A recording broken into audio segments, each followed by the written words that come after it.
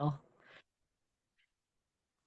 okay, this is Matt Callie, and I met him last year for the first time because you run. I'm going to you say the name of your place because I won't get it quite right. Yeah, of course. So we have Nutrition Plus CrossFit 696 and our partners at Fitness Concepts Health Club. It's my brother and I own one portion of the business, and our uncle owns the other portion, and we all live in perfect harmony. Wonderful, absolute perfect harmony with your brother. Can you Wow. believe it? We have our days. There's no question. Are you guys twins? We are. Oh, are you? No Yes. kidding. That's why you get along so well. I have some twins Yes. get along so well. It's like, oh, Yes. I always wanted a twin when I was growing up. It's like, oh, I would just love to have a twin. It's an amazing gift, and we have harnessed that gift since the womb, and still together to this day. Oh, wow. And you're identicals. That's right. Yeah. Wow. Incredible. So anyway, Matt, through Jennifer Peck, invited me to come talk to his folks at your gym. All those names, which I can never Yeah. keep. Right. 696 in Gardner, and he wanted to have a site delivery for the CSA. So I said, okay, get 15 people, and you can have your own site delivery. So you went and got yourself 15 people. So I thought, wow, now this guy is really something. So we're back at it this year. I didn't tell you yet, but there's somebody joined and is going to pick up at the gym. I'm not sure that she's one of your people so much, but said the Okay. gym was closer to her than Danny and Paula's Cool. house. So Cool. Well, selfishly for us, that was one of the things we were hoping for. With more and more people to us, good food, good movement, all fits together. right, right. So, just will you tell me a little bit about your first year of being a site coordinator and also getting food for your own self and how that has gone for you? Sure. Yeah, it was amazing. So from the seamlessness of communications between you and your team, from our drop off to our pickup, and everything was the way it was said it was going to happen. So we sincerely appreciate that because that helps us look good in the eyes of our members when we're telling them one thing and that thing happens. That's just great. So thank you Yeah. for helping make that happen. Yeah. Well, Um, Danny, we need to shout out to Danny LeBlanc for being the delivery guy, and he's very organized. I have yeah, an I mean interesting. Go ahead. to organize all of that food in that fashion and get it to a drop point when a said time is, and you guys pulled it off. So hey, tip of the Yeah. cap. Yeah. Great. Um, so you just get the CSA, I guess. That was you don't buy any. Oh, you bought a turkey this year I and did some get a apples, turkey this year. Yeah, right? and yes, and apple juice. What makes you want to come back next year, this year, 2025? Well, again, to get seasonal food delivered to our door is just an amazing opportunity. For me personally, I like to challenge myself to try new things now at this stage of where I'm at with healthy eating, Mhm. and working on my overall wellness. So it sort of forces me to try some things that I wouldn't typically try and get creative with the ways that I'm going to prepare them and store them. So I have stuff in the freezer. I took out my food saver and we were going through some of the Swiss chard and collard greens that we froze and are still using. And I really look forward to having that throughout the winter months when you Yeah, can't get those things fresh. yeah. Well, I'm so glad that people like you freeze stuff. I mean, we have 8 freezers here, and probably we spent more time this year and froze more food than we ever have because we had so much. And, I'm just a real dyed-in-the-wool food preservationist, so I love to see when other people are doing it too. Yeah. For sure. Tell me a little bit about in your situation. I know a couple people dropped out, from the gym. I think they had. I was surprised actually that that many people joined in the first place, because Yeah. it's not exactly our demographic. People. I was listening to somebody who's talking about his traveling through life and how he started out as a fitness guy and then he moved on to fitness first, and then the second tier is the food, and then there's the gut biome stuff, and then getting further and further. He said, not that fitness is lesser, but it's often a starting point for people, right? And a Yeah. lot of people who come to our CSA are not necessarily into fitness, but they're into the food. And it seems like your people came from that fitness place. So tell me a little bit about that and how that worked for you. Sure. We have, I mean, we've done nutrition coaching for 2 decades and didn't really have a great platform for it. Last year, we partnered with a company called Healthy Steps Nutrition, which Mm-hmm. had solved the problem that I had been facing for almost 20 years, which was how do we get it organized all into one spot for our communications, for our tracking, and for accountability with our clients. So having that piece, we rebranded our entire name to Nutrition Plus CrossFit 696 I because we see. know nutrition should come first when we're talking about wellness. Our performance and our fitness is solely based on how we're fueled for it, and our wellness and our health is solely based on how we're fueled for that as well. So we put that Mm-hmm. first in our brand name, and that was something we just did last year. Mm-hmm. And what about, can you talk to me a little bit about the folks who dropped out? I know some of them told me that they loved the food, but it was just too much and they were overwhelmed by it. But I don't know if they were being nice to us or, was there, really, was that more of the issue for them? Did they Yeah, talk no, to you? I can say firsthand, we eat quite a few vegetables in my own home.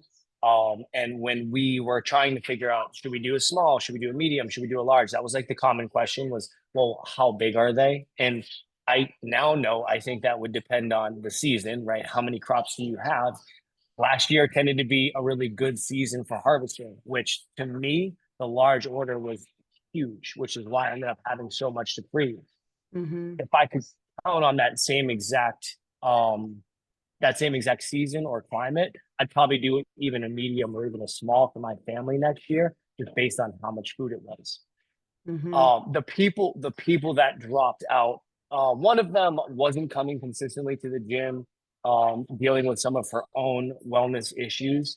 Um, and the challenge was getting there and getting it picked up or having somebody deliver it to her. So, and she's super kind and empathetic. And so for her to be able to donate it, she had told me just donate it going forward. I know that made her feel just as good as it would have her actually having them. So he felt just as good as contributing to help the farm, contributing to help somebody else who may not have been able to take advantage of it because of finances. Mm-hmm. Um, and then the other one, my other friend, I think she wasn't expecting to have as much food as it was.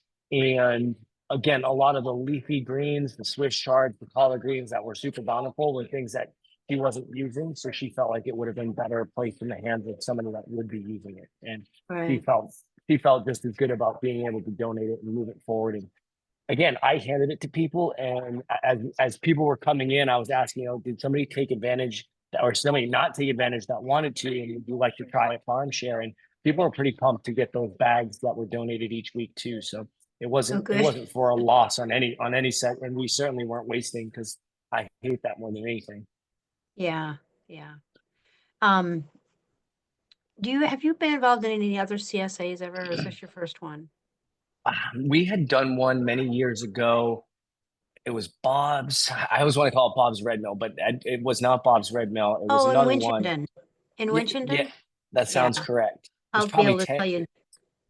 It's probably 10 years ago. At the time, I was not nearly as, I'm 40 now. I was 30 then. I was not nearly as involved in my own nutrition as I am now. Right. So I didn't pay too close attention. My family take advantage of, and I've worked too with growing places as Mm-hmm. well, which is, I'm sure you've heard of them. Mm-hmm. Um, and that get deliveries from them once a month. Okay. And so how would you say ours compares to other CSAs? Yeah, the fact that yours are organic, and I love that I get to see the what's going on the farm happenings every single week before I get my order. As far as quantity, you guys trumped any other CSA that I had seen. Mm-hmm. So definitely bang for your buck was you Mm-hmm. guys hands down. Um, the only thing I think I enjoy about growing places, but I heard they're trying to phase it out, is that you get to pick a little bit of what you want and what you don't want.